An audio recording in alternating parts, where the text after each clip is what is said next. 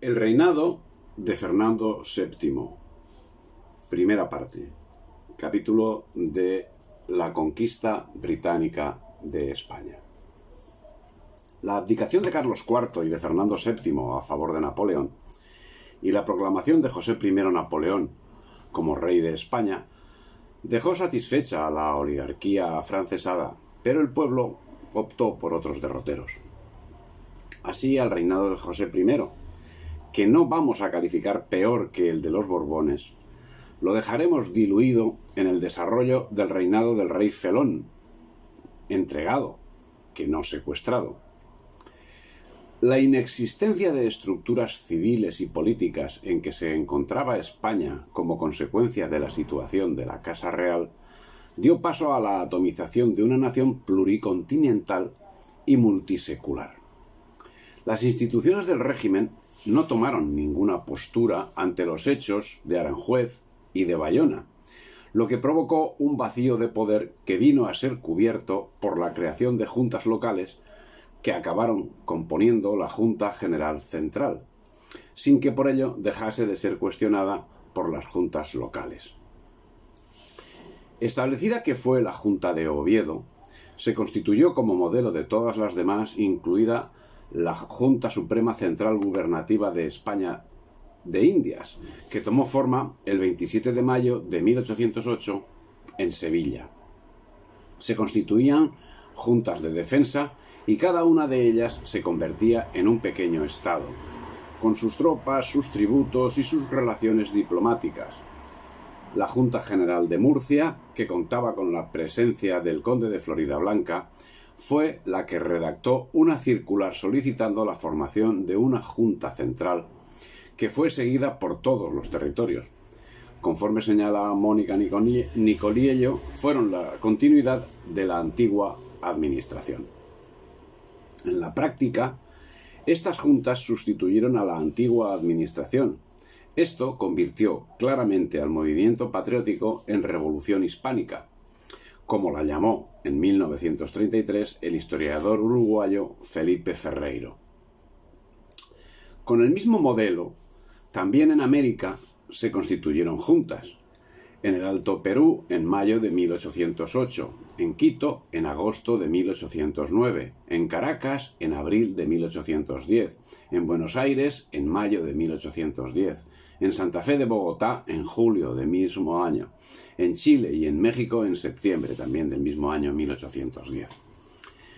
Hubo que esperar hasta septiembre para que empezase a organizarse alguna estructura. Tras la batalla de Bailén del 19 de julio de 1808, el 7 de septiembre se reunió en Aranjuez la Junta Central y Gubernativa del Reino, que venía a suplir lo que hubiesen sido las Cortes y asumió los poderes soberanos. Floridablanca fue elegido presidente de la misma, en la que se encontraban antiguos personajes que no habían dejado mal recuerdo, entre ellos Jovellanos. La Junta Central lanzó un manifiesto a la nación en el que considerándose depositaria interina de la autoridad suprema, compelía a los españoles a la defensa de la patria frente al invasor. El 17 de diciembre se instituía la Junta en Sevilla y tras la presión francesa se trasladaba a Cádiz al amparo de los ingleses. Los mismos miembros de la administración preexistente, encabezados por Moñino y Jovellanos, organizaron el nuevo sistema político. En América, por su parte, procedieron del mismo modo constituyendo la Junta Suprema como gobierno interino, actitud surgida ante el vacío de poder real en España, motor principal de la creación de juntas de defensa, como había sucedido en la península, que inmediatamente enviaron importantes ayudas económicas para luchar contra la invasión francesa. A nombre y como representante de nuestro soberano, el señor don Fernando VII, y mientras su majestad recupere la península o viniere a imperar en América, le encargaron sostener la pureza de la religión, los derechos del rey, los de la patria, y hará guerra mortal a todos los enemigos, principalmente franceses. Con tal actitud fueron desoídas las buenas palabras presentadas por los emisarios enviados por José I Bonaparte, flamante rey de España, coronado por su hermano Napoleón. Pero la realidad es que la invasión francesa y el sainete de Napoleón y los Borbones tenía el objetivo de disgregación de esa molesta España que durante siglos había mantenido el equilibrio en Europa y había evitado el imperialismo depredador de los europeos. Era el modo perfecto para separar a las Españas de ambos lados del Atlántico, no solo de forma circunstancial, sino con vistas a lo que posteriormente sucedería. Por otra parte, la rebelión contra los franceses no fue un movimiento homogéneo, ni en la península ni en América. Había colaboracionistas, ya que, según el colombiano Indalecio Liévano Aguirre, la Revolución Francesa había sembrado su impronta. La Revolución Francesa engendró en Europa un nuevo y formidable poder, y la dinámica expansiva del mismo estaba destinada a destruir las últimas soldaduras simbólicas que prolongaban difícilmente la vida del Imperio español.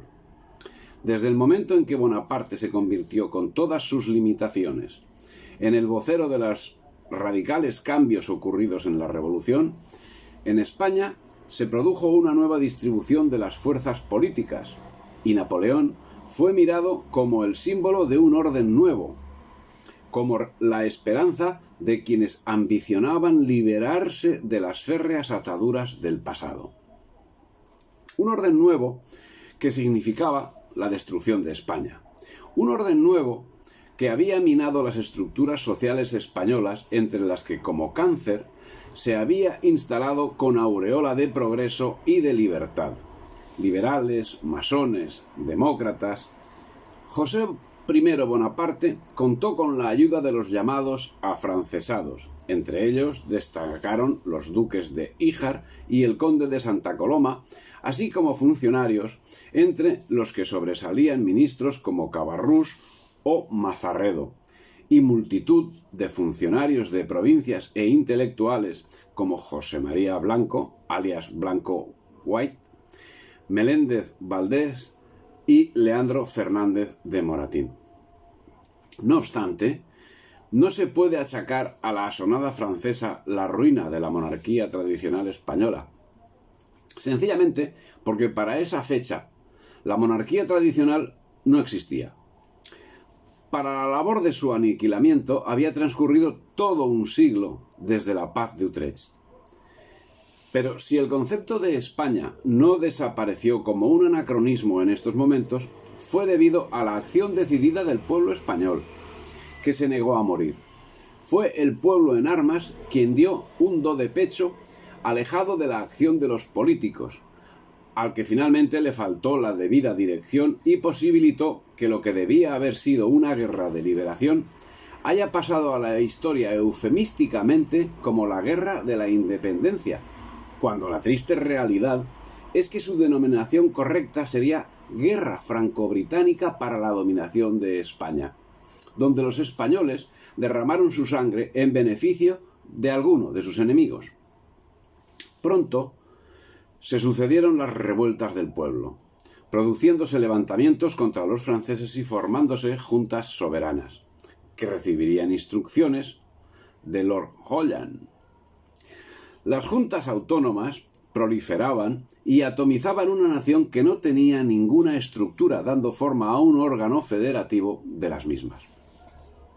El problema que encontró el pueblo español en este momento, como en el actual, es la falta de cuadros y la falta de medios.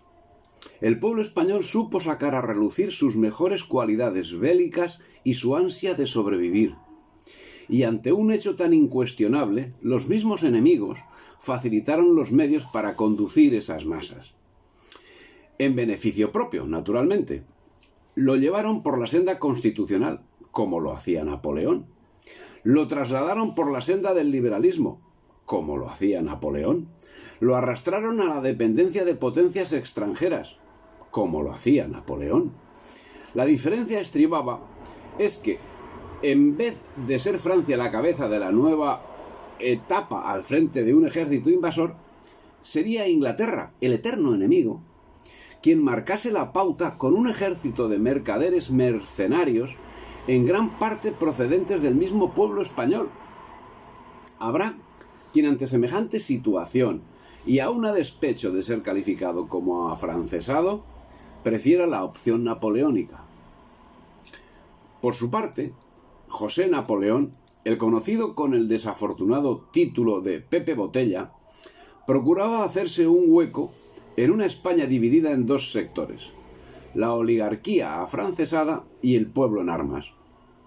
La oligarquía no era suficiente aval para legitimarse cuando los desarrapados andaban por los caminos sacando las tripas a navajazos a los soldados franceses, e intentó poner en marcha el Estatuto de Bayona. Pero al final no sería él quien lo hiciese, sino los liberales que se habían hecho con el control político de la España revolucionaria, las Cortes de Cádiz.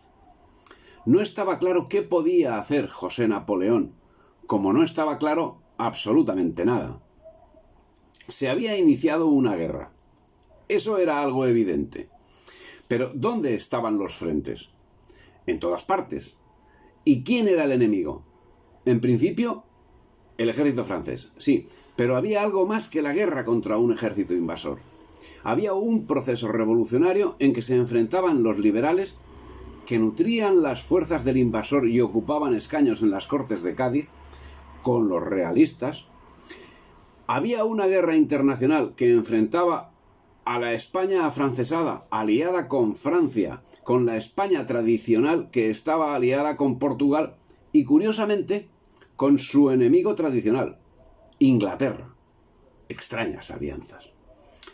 El 14 de julio acaeció la batalla de Medina de Rioseco, en Valladolid, donde el mariscal Bessieres venció a los generales García de la Cuesta y Joaquín Blaque, que no presentaron una organización aceptable.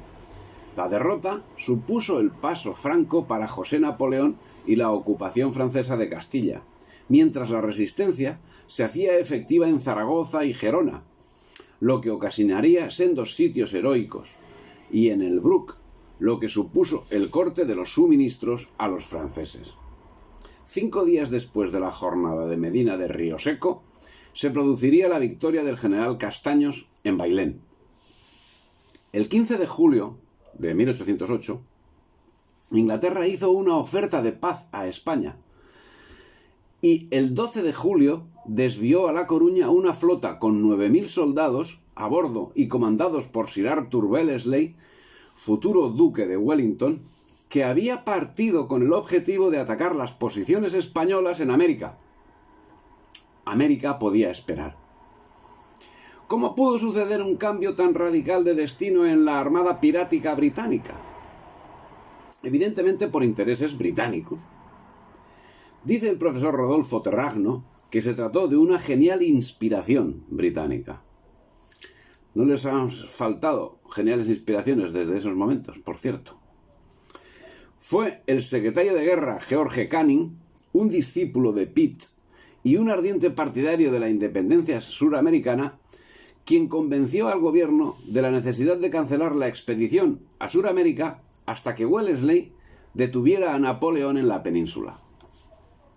Y sigue informando de cómo se desarrollaron los acontecimientos. Cuando se le ordenó dirigirse a la península ibérica, Wellesley y 10.000 hombres estaban en Irlanda esperando la orden para unirse a otro ejército, el del general Brent Spencer, estacionado en Cádiz, y cruzar el Atlántico. El propósito era iniciar en México la conquista británica de Hispanoamérica. Mambrú se fue a la guerra, qué dolor, qué pena, pero se fue a la guerra contra España. Naturalmente, pero curioso, disfrazado de aliado de España durante 6 años. Las circunstancias propiciaron que el mismo ejército que estaba preparando el asalto a México abandonase momentáneamente su objetivo para, aparentando alianza con España, combatir a su enemigo más inmediato en territorio de su enemigo histórico, mientras debilitaba las capacidades de este enemigo. Ese enemigo es y será España. El primer objetivo británico había cambiado. Así daría lugar a que el 14 de enero de 1809 se firmase el Tratado de Alianza entre España e Inglaterra. Lo firmaron por parte inglesa el primer ministro inglés Canning y por parte española el embajador Juan Ruiz de Apodaca. Se intercambiaron prisioneros. Los ingleses reconocieron a Fernando VII como rey de España y se prometió ayuda militar mutua contra los franceses. La España que luchaba por su independencia la vendía antes de conquistarla. Tras firmarse el Tratado de Alianza entre España e Inglaterra, Canning, presidente del gobierno inglés, dice: «Desde ahora nuestras deficientes relaciones con España han terminado. Se trata ya para nosotros de una nación de Europa que se opone a una potencia que es la enemiga de todas las restantes. Y en tales circunstancias, España se convierte en nuestra aliada». Finalmente, el general Castaños consiguió organizar un ejército regular. Ya no son solo las guerrillas las encargadas de enfrentarse al invasor. 17.000 voluntarios lo seguirán hasta Bailén, donde el 19 de julio de 1808 vencerían al ejército regular francés al mando del general Dupont, lo que significó que el ejército francés retrocediese hasta el Ebro. Tras la batalla, huía José I a San Sebastián. Sería cuando se reuniría en Aranjuez la Junta Central. Pero la respuesta de Napoleón no se hizo esperar. Conquistando en octubre y en persona con un ejército de 250.000 hombres toda la península, a excepción de Cádiz y Lisboa, que curiosamente eran abastecidas por mar por los enemigos históricos de España, la Marina inglesa.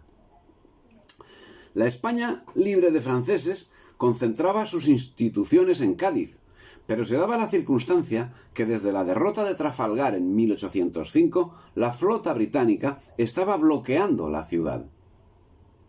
Y con la insurrección del 2 de mayo, la flota francesa surta en Cádiz creó gran inestabilidad en la población, pero finalmente los franceses serían desalojados de la plaza, que resultaría defendida por la armada de los amigos ingleses. La pregunta que surge es: ¿qué debía sentir un español mínimamente formado al sufrir tal situación? El 13 de diciembre, Madrid capitulaba ante los franceses. Napoleón entraba en la ciudad y restauraba en el trono a su hermano, mientras la Junta huía. El 17 de diciembre de 1808 se instituía la Junta en Sevilla y tras la presión francesa se trasladaba a Cádiz. A partir de 1809, los franceses consiguieron seguir hacia el sur, donde solo pudo resistir Cádiz, mientras las tropas nacionales destinaban sus esfuerzos a una guerra de guerrillas que resultó sumamente efectiva. Pero la resistencia contra el invasor era un asunto, la reconstrucción de la patria otro, y la junta política otro. Así, la Junta Central iba retrocediendo al compás del avance de las tropas francesas y acabó refugiándose en Cádiz al amparo, oh misterio, de las tropas británicas.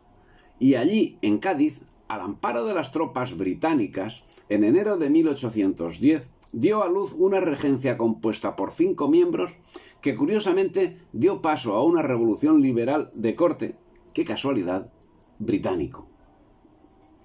Con una situación de España donde ninguna institución sobrevivía, donde el pueblo se batía con el invasor enfrentando armas rudimentarias y estrategias improvisadas ante un ejército profesional con una jerarquía y una estructura que podía calificarse como la mejor del mundo en ese momento, el Consejo de Regencia, autoconstituido por liberales que más tenían en común con el invasor que con el pueblo que se le estaba enfrentando, convocó Cortes Generales para el 24 de septiembre de 1810 en Cádiz. Y lo hizo en nombre de Fernando VII, que estaba ausente. No convocaron a los brazos tradicionales de las Cortes españolas, sino tan solo al brazo popular, constituido por personas que se habían autonombrado. Entre el centenar de diputados se encontraban 27 americanos, los cuales los 4 regentes fueron forzados a juntar las Cortes, pero el obispo de Orense, Quevedo, que no quiso jurar, nos señala el muy crítico Vicente de la Fuente, que fue depuesto y perseguido, mientras los liberales habían soltado ya su estrategia insultante. Los que se apellidaban liberales, dice de la Fuente, Vicente de la Fuente, los que se apellidaban liberales habían alcanzado ya a sus contrarios el apodo de serviles, como si estos, que trabajaban por la libertad e independencia de España mucho más que ellos, fuesen enemigos de la libertad verdadera. Continúa el historiador bilbilitano señalando que la prensa liberal actuó del mismo modo que lo que conocemos de la prensa actual. A saber, la prensa liberal de Cádiz abusó terrible e inútilmente de la libertad que se le daba, y además de enconar los ánimos y excitar malas pasiones, comenzó a practicar ese funesto sistema de pandillaje, aplaudiendo sistemáticamente a ciertos generales por poco y malo que hicieran, y rebajando a otros, o por lo menos callando, sus fatigas y proezas. Así se formaron no pocas reputaciones falsas. Todo general que se fuese acreditando de algo impío y partidario de las ideas liberales tenía seguros los elogios o las disculpas en los periódicos de Cádiz, al paso que se negaban por sistema a los generales que se mostraban piadosos o realistas. Este ardiente aragonés, Vicente de la Fuente, que sufría el momento vívidamente, denunciaba algo que nos resulta muy común a los españoles del siglo XXI. Los liberales de Cádiz, charlando mucho y trabajando poco, perorando en los clubs en lugar de tomar un fusil en las guerrillas, hicieron muchísimo daño a la causa de la independencia, y hablando siempre de libertad, fueron los primeros que desplegaron una intolerancia insoportable y fanática, hija de su furor sectario.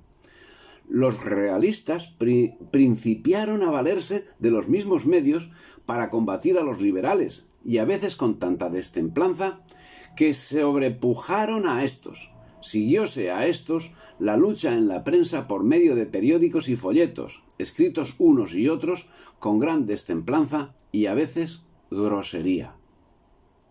Vicente de la Fuente. Mientras América hervía en preocupación por la situación creada en la península y se procuraba mantener la estabilidad inexistente aquí. El 1 de julio de 1809 llega a Buenos Aires el nuevo virrey, Baltasar Hidalgo de Cisneros, y el 16 de julio Pedro Domingo Murillo toma la paz y declara un gobierno independiente en nombre de Fernando VII. Pero Goyeneche restableció el orden en la ciudad y sometió a juicio a los responsables de la revuelta, siendo condenados 8 a pena de muerte, y los otros, 15 en total, encarcelados. Murillo fue ejecutado. El momento exigía ponderación y enérgica decisión, siempre con acendrado patriotismo. Pero la actuación del teniente general Baltasar Hidalgo de Cisneros no sería precisamente en ese orden. Digno funcionario de una institución que nació minada de intereses ajenos a la patria, llevaría a una actuación nefasta desde su llegada hasta su expulsión. La primera medida sería desarmar a los españoles fieles, armar a los revoltosos y crear en Buenos Aires una Junta Suprema, de la cual se erigió él mismo en presidente. Y cuando finalmente fue expulsado por los mismos a quienes apoyó, al regresar a la península fue nombrado capitán general del departamento de Cádiz y posteriormente llegó a ser ministro de Fernando VII. La suerte, está claro, estaba echada. Fuese cual fuese el resultado de la contienda, España quedaría fragmentada. En su mensaje anual al Congreso del 12 de diciembre de 1809, Napoleón proclamaba su deseo de que los virreinatos americanos se separasen de España y fuesen independientes. En 1810, ante la arrolladora progresión de los franceses, la Junta Central se disolvió por propia decisión, no sin antes conceder su autoridad a una regencia colectiva y llamar a una consulta popular que acabaría realizándose en Cádiz. Estos acontecimientos, de por sí desconcertantes y muestra de la descomposición nacional, tuvieron lógica repercusión en todo el territorio español, también en el que no estaba ocupado por el enemigo. Así ocasionaron grandes desconciertos en América, todo adobado con el añadido de la falta de noticias procedentes de la península. En medio de este desconcierto, la Junta de Caracas de 19 de abril de 1810 muestra su preocupación ante las noticias contradictorias llegadas de Cádiz, y argumenta: aunque según las últimas y penúltimas noticias derivadas de Cádiz parece haberse sustituido otra forma de gobierno con el título de regencia, sea lo que fuese de la certeza o incertidumbre de este hecho y de la nulidad de su formación, no puede ejercer ningún mando ni jurisdicción sobre estos países, porque ni ha sido constituido por el voto de estos fieles habitantes, cuando han sido ya declarados no colonos, una parte integrante de la corona de España, y como tales han sido llamados al ejército de la soberanía interina y la reforma de la Constitución Nacional, y aunque pudiese prescindirse de esto, nunca podría hacerse de la impotencia en que ese mismo gobierno se halla de atender a la seguridad y prosperidad de estos territorios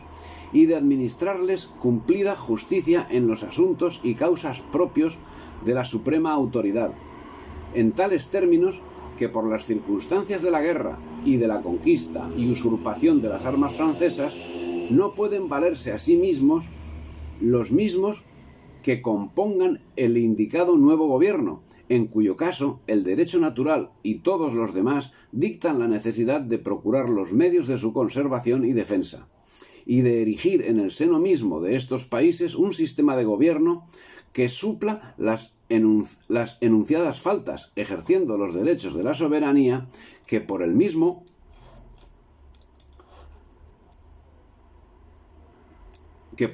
hecho ha recaído en el pueblo, conforme a los mismos principios de la sabia Constitución primitiva de España y a las máximas que ha enseñado y publicado en innumerables papeles la Junta Suprema extinguida. Bien, estos eran los argumentos expuestos por los americanos. Ante la conciencia cierta de la pérdida de la España peninsular, parece un acto de patriotismo el hecho de reorganizar la patria desde los territorios libres de la invasión. Máxime cuando la misma Junta Central emitía instrucciones contradictorias. Pero desde el principio se observan hechos contradictorios, como fue la expatriación del capitán general de Venezuela, Vicente Emparán, acusado de afrancesado, y las otras autoridades residentes en Caracas en aquellas fechas. Las fuerzas militares que debían apoyo al capitán general fueron seducidas con promesa de ascensos y beneficios varios, mientras el pueblo era manipulado por la acción de los agentes infiltrados, y vociferaba vivas y mueras más proclives al capitán general que contra él, al tiempo que los junteros llevaban a cabo su particular empeño. Cumaná, Barcelona, Margarita, Barinas, Trujillo, Mérida, etc., apoyaron la Junta de Caracas, mientras Maracaibo, Coro y Guayana y otros se mantuvieron leales a la monarquía. En cuanto a la paz social, en aquellos momentos, Venezuela, según Ángel Rafael Lombardi Boscán, contemporáneo, era un espacio económicamente próspero y relativamente tranquilo de paz social. No obstante, la creación de juntas en América llevó a la corta a la creación de movimientos separatistas, y esto era lo que evidentemente era criticado y combatido por los patriotas de un lado y de otro del Atlántico. Esa crítica era combatida dialécticamente por los agentes británicos, que, como sucede con el caso de Cea, se quejaban. Decía Cea: se aplaude allá el establecimiento de juntas provinciales como una medida saludable, y su imitación acá, en donde era necesario, se declara rebelión. No en vano, en América, los movimientos secesionistas iban tomando forma gracias a las actividades de las organizaciones masónicas y al influjo del liberalismo. El independentismo sería de menor profundidad en las zonas de mayoría indígena o negra. Buenos Aires y Caracas serán los centros más activos y más tempranos, mientras México y Chile se unieron al movimiento separatista más adelante. Por su parte, Centroamérica y la América andina se mantuvieron prácticamente aparte de la insurrección. Alguna junta, como la de Montevideo, cesó cuando llegó al Río de la Plata un nuevo virrey. Caso especial fue el del Perú, donde el enérgico virrey José Abascal y Sousa se pronunció por seguir recibiendo órdenes de las autoridades españolas con o sin rey. Pero el problema más grave que surgió en el seno de las juntas fue el de la rivalidad entre criollos y peninsulares que formaban parte de ellas. Mas la actitud enérgica del virrey Abascal contrastaba con la corrupción que, al amparo de la situación padecida por España en los últimos tiempos, se había instalado en muchos lugares. Al respecto, nos señala el norteamericano Timothy Anna que el virrey acabó gobernando por su cuenta. Entre 1808 y 1815, tanto el virrey Abascal como el gobierno peninsular hicieron repetidos intentos por disciplinar a la audiencia. En última instancia, el rey mismo intervino. Todos sus esfuerzos fueron inútiles y, en consecuencia, el virrey Abascal se vio forzado a gobernar el Perú virtualmente por su cuenta, sin el consejo ni el consentimiento de una audiencia en la cual desconfiaba y que además le disgustaba. En audiencias, gobernaciones y virreinatos predominaban los peninsulares, mientras que en los cabildos lo hacían los criollos. Una forma de acceder al poder fue la convocatoria extraordinaria de cabildo abierto o reunión de todos los ciudadanos, solución permitida por la ley en casos excepcionalmente graves, lo que posibilitó el acceso de prohombres criollos infectados de liberalismo, alterando la primitiva composición del órgano municipal. Finalmente, alguno de esos corruptos tendría una salida airosa.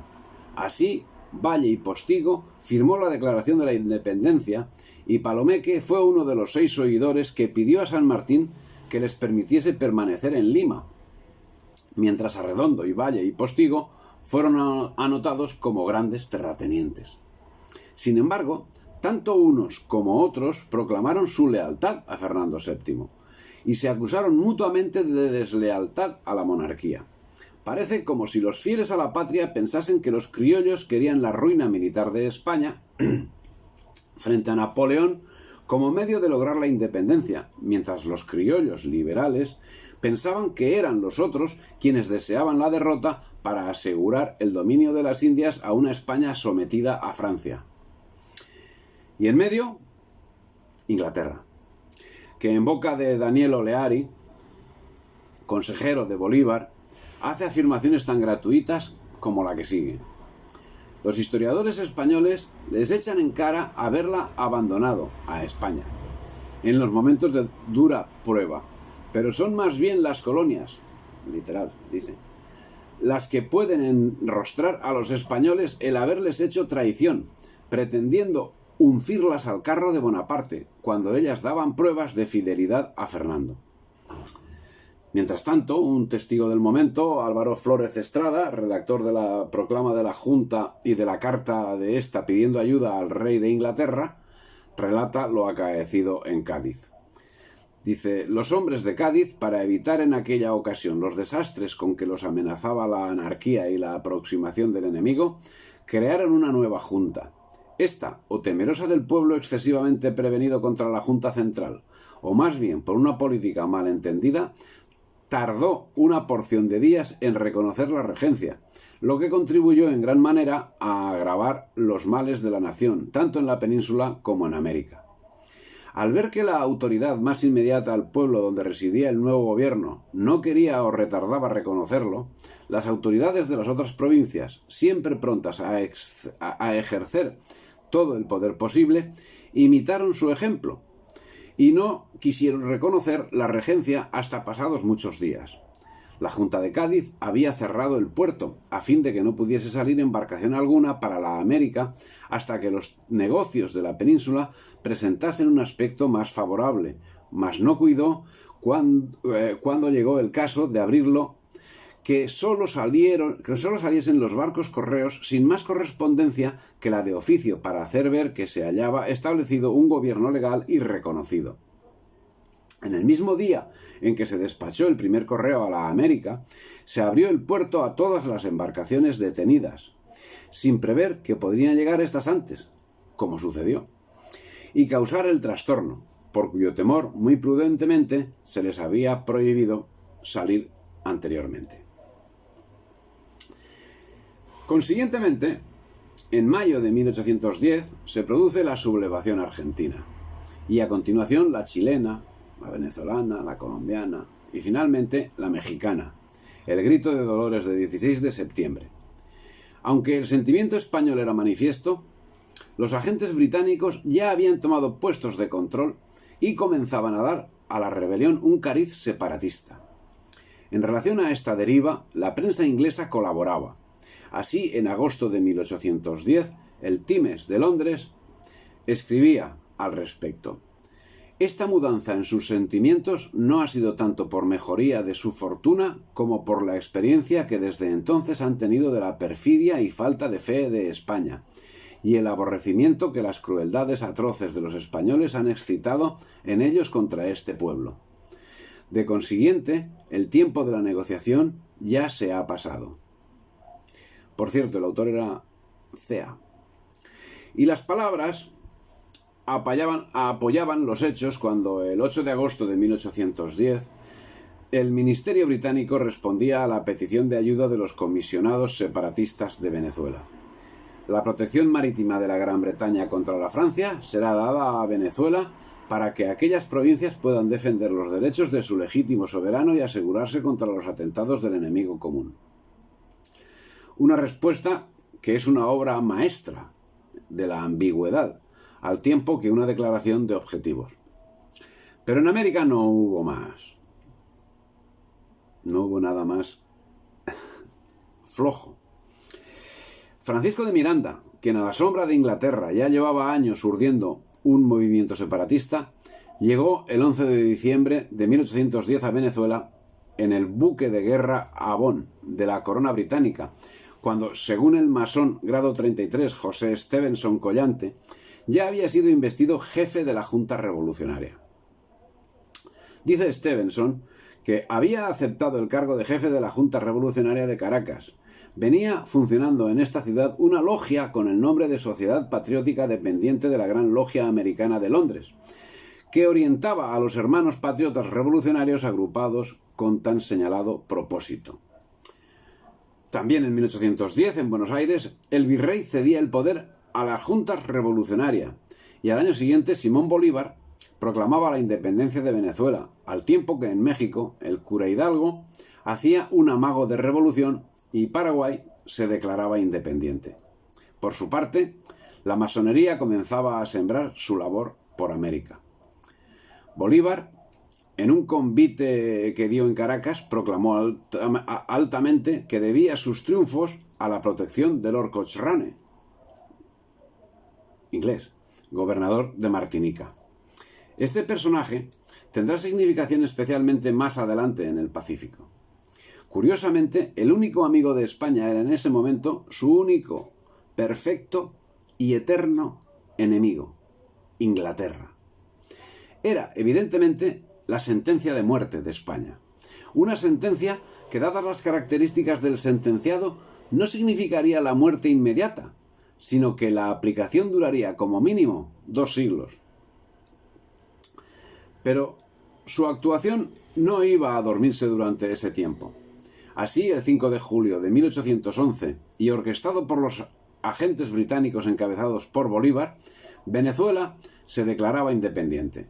Entre los argumentos expuestos se decía: los intrusos gobiernos que se arrogaron la representación nacional aprovecharon pérfidamente las disposiciones que la buena fe, la distancia, la opresión y la ignorancia daban a los americanos contra la nueva dinastía que se introdujo en España por la fuerza y contra sus mismos principios.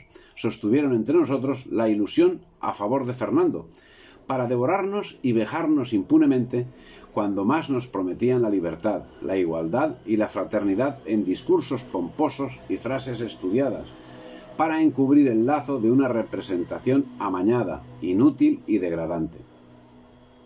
Bien, entre 1809 y 1811 en América no se produjo un levantamiento contra España, sino la desaparición del ejercicio de la autoridad. La desafección entre los distintos órganos de gobierno acabó desencadenando un enfrentamiento armado que devino en guerra civil, con una particularidad. Hasta 1813 no llegaron tropas desde España. La lucha se libró entre españoles que diferían en las ideas, los fieles a un rey que no podía reinar y que había traicionado a la patria, y los que no deseaban seguir las normas de una España dominada por el extranjero. El problema surgió por los enfrentamientos entre los muñidores de la Constitución de Cádiz. Los liberales, de un lado y otro del Atlántico, discrepaban en cuanto a la cuota de poder de cada uno. Los intereses de la oligarquía americana se oponían a los intereses de la oligarquía peninsular, que pretendía imponer a América unos métodos comerciales que estuvieron bien en siglos anteriores, pero que en el siglo XIX dejaban encorsetada la economía americana. Entretanto, la guerra en la península, tras la victoria de Bailén, devino en una guerra de desgaste que se vio favorecida con la retirada de unidades francesas destinadas al frente de Rusia, lo que ocasionó no pocos problemas a la dominación francesa, ya que si bien el ejército francés dominaba la práctica totalidad del territorio nacional, menos Cádiz, se encontraba constantemente acosado por los ataques de la guerrilla.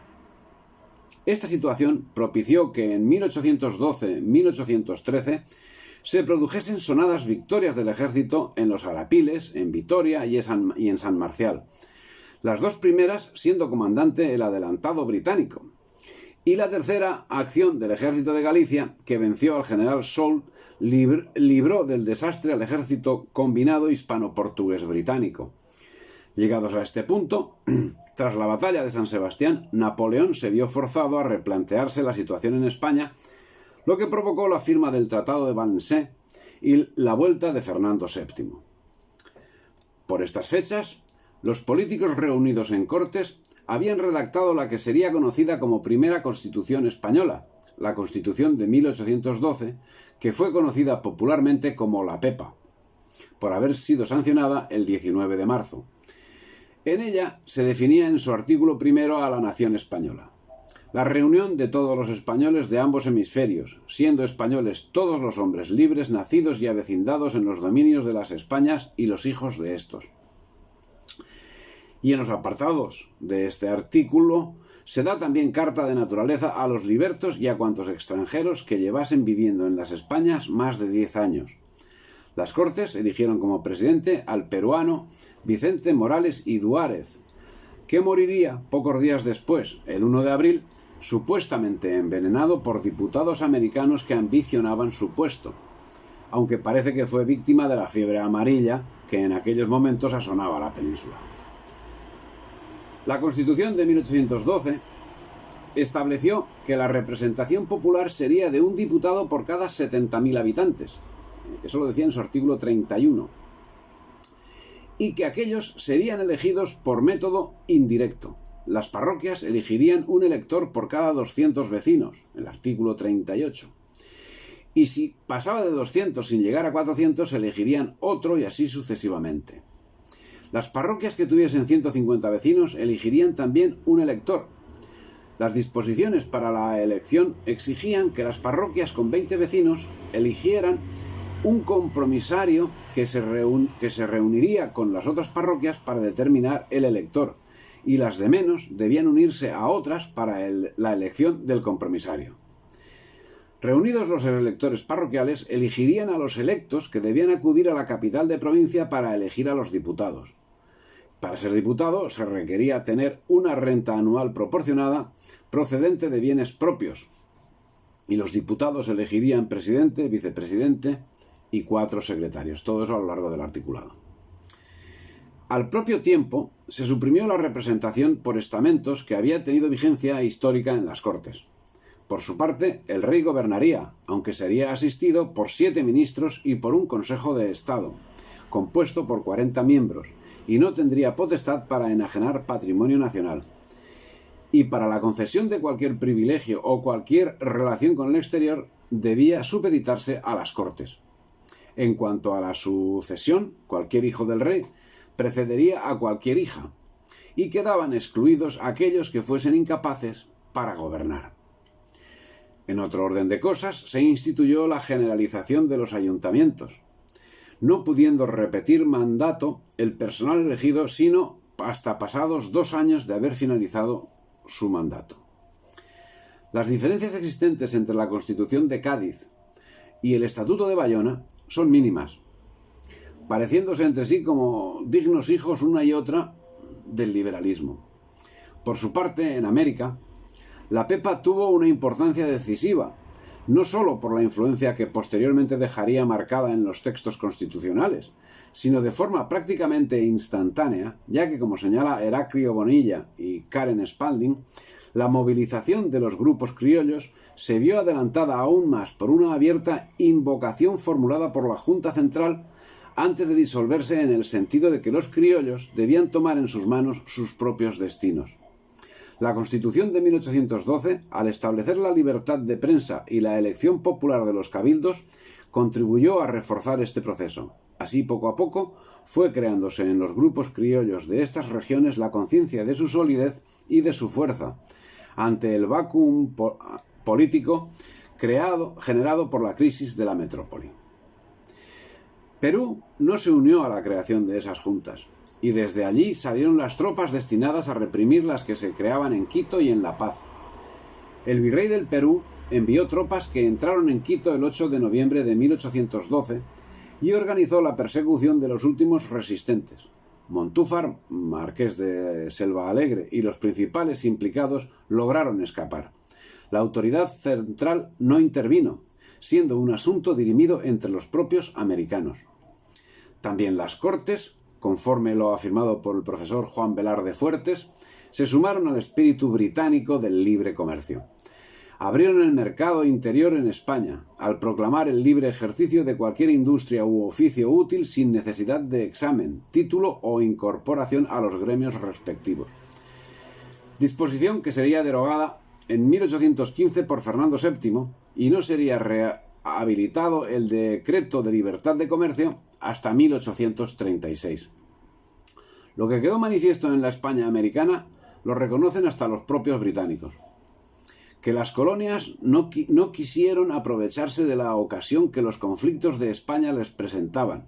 Es otra prueba de la fuerza de los lazos que todavía las unía a la metrópoli. Y manifiesta también su generosa lealtad el modo de probarla en los momentos en que la península casi toda se sometía a la dominación extranjera. Eso lo dice el consejero y director de Bolívar, Oleari. Los años 1812 y 1813, tras ser retirados 50.000 soldados franceses, se dio el empuje final para la expulsión de estos. Con la ayuda de los ingleses, o con la ayuda de los españoles a los ingleses, se desbarataron varios ejércitos franceses, con importantes victorias militares en Badajoz, Ciudad Rodrigo y Arapiles. La guerra continuó hasta agosto de 1813.